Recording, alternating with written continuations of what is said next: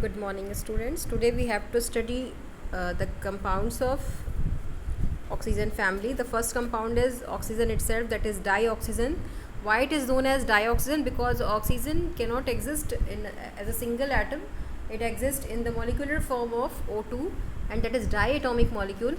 And two atoms of oxygen are involved. That's why it is called dioxygen. The correct name of oxygen is dioxygen, but we use the term oxygen only for oxygen gas. ठीक है, चलिए let us study its preparation. First of all we will see the laboratory methods. It can be formed by simply heating of any salt which is containing oxygen. For example chlorate, nitrate, permanganate, सभी में क्या है, oxygen है. तो किसी भी compound के अगर हम क्लोरेट, नाइट्रेट और परमैंगनेट, किसी भी एलिमेंट की क्लोरेट, नाइट्रेट, परमैंगनेट को अगर हम हीट करते तो हमें ऑक्सीजन मिल जाती है. ठीक है, क्योंकि जैसे आप यहाँ पोटेशियम क्लोरेट की हीटिंग देख रहे हैं. We have seen the heating of potassium chlorate को हीट करिए तो पोटेशियम क्लोराइड और ऑक्सीजन गैस मिल जाएगी. ठीक है, अगर आप थर्मल डिकम्पोजिशन करें किसी ऑक्साइड का भी, तो ऑक्साइड बनते ही मेटल और ऑक्सीजन से हैं. मेटल या नॉन मेटल को ऑक्सीजन से जब रिएक्ट कराते हैं तो ऑक्साइड्स बनते हैं. अब उनको आप सिंपली हीट कर दीजिए तो उनका थर्मल डिकम्पोजिशन हो जाएगा और ऑक्साइड से ऑक्सीजन अलग हो जाएगी और हमें ऑक्सीजन गैस मिल जाएगी. तो इसमें 4 एग्जाम्पल आप 1 बाई 1 सब लिखते जाएंगे प्रिपरेशन में. लेबोरेटरी मेथड ये फर्स्ट वाला, सेकेंड, फिर उसके बाद हम इसका कमर्शियल मेथड लिखेंगे, थर्ड वन. ठीक है, थर्ड वन और लार्ज स्केल पे कैसे बनता है ये हम देखेंगे अभी. सेकंड मेथड में जितने भी आपको रिएक्शंस दिए हुए, चारों रिएक्शंस आप लिख डालेंगे. ठीक है, यहाँ पे सिल्वर ऑक्साइड्स, मर्क्यूरी का ऑक्साइड, यहाँ कौन सा ऑक्साइड है मर्क्यूरी का, ये मर्क्यूरिक ऑक्साइड है. ठीक है, मर्क्यूरिक ऑक्साइड या लेड ऑक्साइड. ठीक है, PbO2 एंड Pb3O4, इन सब से भी आपको ऑक्सीजन मिल रही है. तो ये चारों रिएक्शन आप लिख डालेंगे. इसके बाद हम लोग देखेंगे हाइड्रोजन पेरोक्साइड भी हमने क्लास 11 में पढ़ रखा है. हाइड्रोजन पेरोक्साइड के ब्रेकडाउन से भी हमें वाटर और ऑक्सीजन मिलती है. ठीक है, तो हाइड्रोजन पेरोक्साइड से भी ऑक्सीजन गैस का फॉर्मेशन किया जाता है.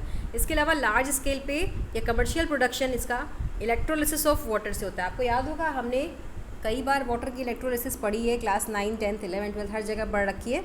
तो वाटर की जब इलेक्ट्रोलिसिस कराते हैं तो हमें एनोड पे ऑक्सीजन गैस मिलती है. तो अगर हम कमर्शियल प्रोडक्शन देखना चाहें ऑक्सीजन का तो इसी मेथड से होता है, by the electrolysis of water, and at the anode we get oxygen and at the cathode we get hydrogen. तो आप कमर्शियल प्रोडक्शन में इलेक्ट्रोलिसिस ऑफ वाटर और ये लाइन लिख लेंगे. ठीक है, चलिए अब इसके बाद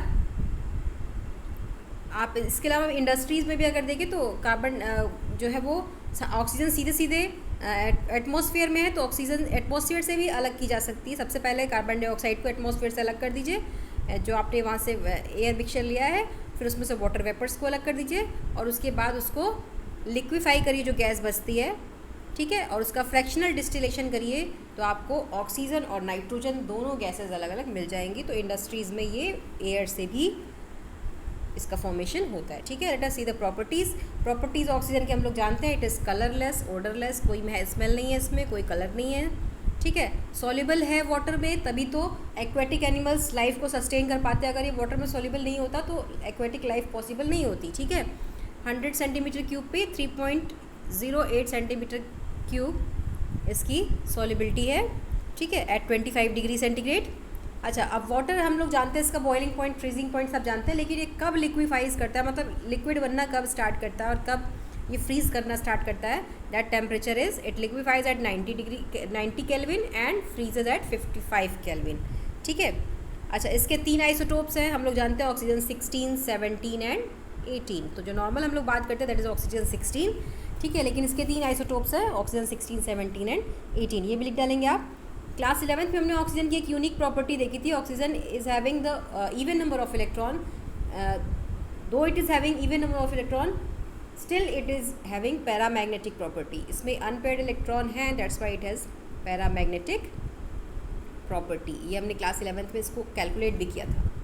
ठीक है, तो ये भी आप लिख लेंगे. जितनी बातें मैं बोल रही हूँ हर बात आप शॉर्ट में लिख लेंगे. ठीक है, अब आते हैं इसकी रिएक्टिविटी की तरफ. तो रिएक्टिविटी अगर हम ऑक्सीजन की देखें तो मेटल से कभी भी ऑक्सीजन रिएक्ट करेगा तो ऑक्साइड्स तो बनाएगा ही. मेटल से भी रिएक्ट करता है, नॉन मेटल से भी रिएक्ट करता है और ऑक्साइड्स बनाता है. ठीक है, लेकिन कुछ मेटल्स हैं जिससे वो रिएक्ट नहीं करता है, कुछ एलिमेंट से वो रिएक्ट नहीं करता, जैसे कि नोबल गैसेस से ऑक्सीजन रिएक्ट नहीं करता. या अगर हम देखें तो गोल्ड और प्लैटिनम से भी ये रिएक्ट नहीं करता, ठीक है। अगर गोल्ड और प्लैटिनम से ये रिएक्ट करने लगता तो क्या होता, वो भी ऑक्सीडाइज हो जाते, वो भी कोरोड हो जाते। तो सोने और प्लैटिनम इतना महंगा एलिमेंट क्यों है, सोना और प्लैटिनम, गोल्ड और platinum, because they don't react with oxygen. Oxygen से रिएक्ट नहीं करेंगे तो उनकी रस्टिंग उनका कोरोजन नहीं होगा और वो ख़राब नहीं होंगे, उनकी चमक बनी रहेगी। That's why these elements are very costly, ठीक है। तो सिल्वर से तो थोड़ा बहुत रिएक्ट कर लेता है, सिल्वर ऑक्साइड बना लेता है, लेकिन गोल्ड और प्लैटिनम से रिएक्ट नहीं करता, ठीक है। तो गोल्ड, प्लैटिनम और नोबल गैसेस से ऑक्सीजन का रिएक्शन नहीं होगा। रिएक्टिविटी हम लोग देख रहे हैं अब। अच्छा, सिंपली क्या होता है कि ऑक्सीजन का रिएक्शन किसी भी एलिमेंट से एक्सोथर्मिक होता है। Combustion is also an exothermic process, वहाँ पे हीट रिलीज होती है, ठीक है। तो इसीलिए वो अपने आप हो जाती है, क्योंकि आपको हीट देनी नहीं पड़ती, हीट अपने आप निकलती है, ठीक है। तो इसीलिए कंबशन करना नहीं पड़ता कभी भी, कंबशन अपने आप होता है या रस्टिंग अपने आप होती है। और या आप देखिए जो corrosion is also exothermic process. तो ये सब अपने आप स्पॉन्टेनियस प्रोसेस है बिकॉज दे आर एक्सोथर्मिक, ठीक है। अच्छा, अब बात करते हैं, लेकिन अगर हम किसी मेटल से रिएक्शन कराना चाहें ऑक्सीजन का, तो उस रिएक्शन को इनिशिएट करने के लिए हमें एनर्जी देनी कहाँ पड़ती है, एनर्जी हमें देनी पड़ती है ऑक्सीजन के बॉन्ड को तोड़ने के लिए। हम लोग जानते हैं कि ऑक्सीजन की बॉन्ड डिसोसिएशन एंथैल्पी हाई है, it has very strong double bond, ठीक है। तो इस बॉन्ड को तोड़ने के लिए हमें एनर्जी को देना पड़ता है, ठीक है। उसके बाद जब ये बॉन्ड टूट जाता है तभी वो मेटल उससे ऑक्साइड्स बना पाते हैं। तो इसके कई एग्जांपल्स आपको यहाँ दिख रहे होंगे नीचे, जो अभी मैंने एक्सप्लेन किया। जैसे कैल्शियम का रिएक्शन, एल्युमिनियम का रिएक्शन, फास्फोरस, कार्बन, सभी ऑक्साइड्स बनाएंगे, ठीक है। तो आप देखो जिंक सल्फाइड का भी रिएक्शन कराया जाए तो भी जिंक ऑक्साइड बन रहा है, मीथेन का भी कराया जाए तो ये तो कंबशन प्रोसेस है, कार्बन डाइऑक्साइड वाटर का फॉर्मेशन हो रहा है। तो ये सारे रिएक्शन आप इसके ऑक्सीजन के रिएक्शंस में लिख लेंगे। इसके अलावा आप देखेंगे कुछ रिएक्शन कैटेलाइज्ड रिएक्शन होते हैं, ऑक्सीडेशन का ही प्रोसेस है ये। कैटेलाइज्ड ऑक्सीडेशन या कैटेलाइज्ड रिएक्शन विथ ऑक्सीजन किस में हो रहा है, ये सल्फर डाइऑक्साइड का ऑक्सीजन से जब हम रिएक्शन कराएंगे, we need a catalyst that is vanadium pentoxide. This reaction is also known as, ये रिएक्शन कॉन्टैक्ट प्रोसेस है, contact process of formation of sulphuric acid में हम लोग इसको पढ़ेंगे आगे इसी चैप्टर में। जब हम सल्फ्यूरिक एसिड पढ़ेंगे तो वहाँ पे हम देखेंगे सल्फर डाइऑक्साइड, सल्फर ट्राईऑक्साइड बनती है ऑक्सीजन के प्रेजेंस में as a catalyst. The compound used is vanadium pentoxide, ठीक है। This is contact process of formation of sulphuric acid, ठीक है। तो ये आप कैटलाइज्ड रिएक्शंस में लिख लेंगे एग्जांपल्स में। और दूसरा हाइड्रोजन क्लोराइड का रिएक्शन जब हम ऑक्सीजन से कराएंगे तो वहाँ cuprous chloride will used as cuprous chloride will used as catalyst and there will be the formation of chlorine and water, ठीक है। तो ये भी एक कैटलाइज्ड ही रिएक्शन है। CuCl2 is cupric chloride, ठीक है, because the valency of copper is 2 here. Cuprous chloride is Cu2Cl2, ठीक है, या CuCl कहते हैं cuprous chloride को, लेकिन cupric chloride CuCl2। तो cupric chloride के प्रेजेंस में HCl forms chlorine and water with oxygen, ठीक है। तो ये रिएक्शन भी आप लिख लेंगे। अब आते हैं इसके यूजेस की बात। तो यूजेस आप जानते हैं, ऑक्सीजन का यूज़ हम लोग कंबशन में करते हैं, रेस्पिरेशन में करते हैं, या इस वेल्डिंग में भी ऑक्सीजन का यूज़ होता है, इसको बोलते हैं ऑक्सी एसिटिलीन वेल्डिंग, ठीक है। इसके अलावा मेटल्स, कुछ मेटल्स की मैन्युफैक्चरिंग में भी इसको यूज़ करते हैं, स्टील बनाने में इसका यूज़ करते हैं, ऑक्सीजन सिलेंडर्स हॉस्पिटल में यूज़ होते हैं, और फ्लाइंग में या हाई एल्टीट्यूड पे जाने वाले माउंटेनियरिंग के लिए जो जाते हैं वो भी ऑक्सीजन सिलेंडर लेके जाते हैं, ठीक है। कंबशन ऑफ फ्यूल्स में इसका यूज़ होता है, जैसे हाइड्राजीन का कंबशन करना हो। लिक्विड ऑक्सीजन में it is also use as liquid oxygen in the rocket propellant के रूप में भी इसका यूज़ करते हैं as a fuel. Liquid oxygen is used, ठीक है। तो ये हो गया इसके यूजेस भी आप 1 by 1 लिख लेंगे, ठीक है। अब बात करते हैं सिंपल ऑक्साइड्स की। ऑक्साइड्स आप जानते हैं, कोई भी एलिमेंट जब ऑक्सीजन से रिएक्ट करेगा तो ऑक्साइड ही बनाएगा, ठीक है। ऑक्साइड, इसमें मेनली हमें क्लासिफिकेशन ऑफ ऑक्साइड पढ़ना है। क्लासिफिकेशन हम इसका 2 तरीके से कर सकते हैं, एक तो सिंपल और मिक्स्ड। सिंपल मतलब सिंपली ऑक्साइड्स जुड़ गए हैं, जैसे यहाँ देखिए, अगर सिंपल ऑक्साइड देखें, मैग्नीशियम ऑक्साइड, एल्युमिनियम ऑक्साइड, या सिंपल ऑक्साइड। लेकिन अगर हम बात करें Fe3O4, इसमें फेरस ऑक्साइड भी है और फेरिक ऑक्साइड भी है, FeO एंड Fe2O3 दोनों है, ठीक है। This is called mixed oxide, ठीक है। ऐसे ही हम बात करते हैं लेड का भी ऑक्साइड है PbO एंड PbO2, दोनों जब मिक्स हो जाती है, दोनों सिंपल ऑक्साइड है, लेकिन जब दोनों मिक्स हो जाएंगे तो हो जाएगा Pb2O3 and this is Pb2O3 and Pb3O4, ये भी है Pb3O4, they are mixed oxide. तो सिंपल और मिक्स में क्लासिफिकेशन आप कर लेंगे, लिख लेंगे इसको, इसके एग्जांपल्स लिख लेंगे। इसके अलावा आपने एक क्लासिफिकेशन बहुत बार पढ़ रखा है, that is acidic, basic and neutral oxide और एम्फोटेरिक ऑक्साइड आपने पढ़ रखा है।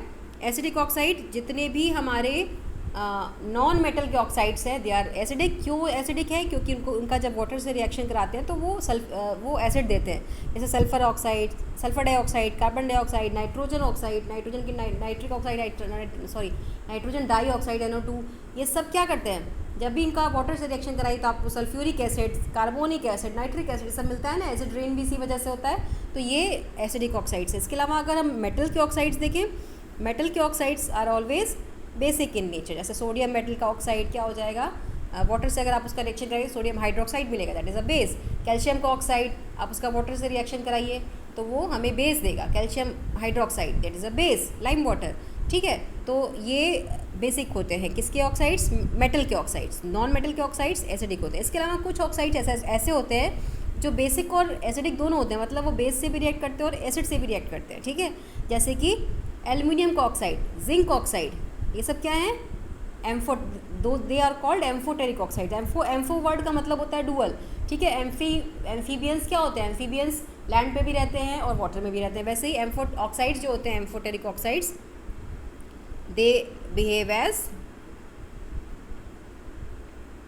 Acid as well as base. तो एम्फोटेरिक ऑक्साइड्स के एग्जांपल में Al2O3 के दो रिएक्शंस ये आप लिख लेंगे, ठीक है। One is having reaction with acid, that is HCl, and one is having reaction with base, that is sodium hydroxide, ये भी आप लिख लेंगे। इसके अलावा भी एक टाइप है एसिड ऑक्साइड का, जिसमें कि ना तो वो एसिडिक होगा, ना बेसिक होगा, ना ही एम्फोटेरिक होगा, बल्कि वो न्यूट्रल होगा, मतलब एसिड और बेस से कहीं से भी रिएक्ट ही नहीं करेगा। जैसे कि carbon monoxide, nitric oxide and nitrous oxide, they can't react with acid और base, so they are neutral oxides, ठीक है। इतना आज आप कंप्लीट करके मुझे दिखाएंगे। इसके बाद हम लोग आगे पढ़ेंगे other compounds of this group, that is ozone. कल हम लोग ओजोन के बारे में पढ़ेंगे, ठीक है। Thank you very much.